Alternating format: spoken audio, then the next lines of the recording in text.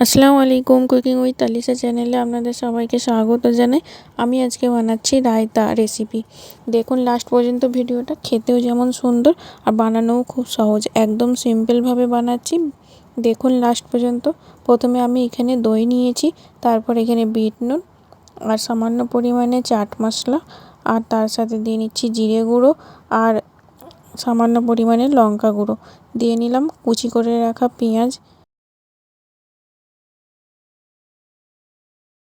শসা কুচি দিয়ে দিলাম, তার সাথে দিয়ে নিচ্ছি আমি ধনেপাতা কুচি আর কাঁচা লঙ্কা কুচি। দেবো না এখানে। এবার এটা ভালো করে মিক্স করে নিতে হবে। বিরিয়ানির সাথে এরকমভাবে রায়তা বানিয়ে বাড়িতে খাবেন, দেখবেন খুবই সুন্দর লাগবে। আর আমাকে কমেন্ট করে জানাবেন কেমন লাগলো আপনাদেরকে রায়তা রেসিপি। আমার চ্যানেলে আপনারা যারা নতুন তারা আমার চ্যানেলটি সাবস্ক্রাইব করে নেবেন। ভিডিওটি ভালো লাগলে একটা লাইক করবেন আর কমেন্ট করে জানাবেন আর কি রেসিপি দেখতে চান।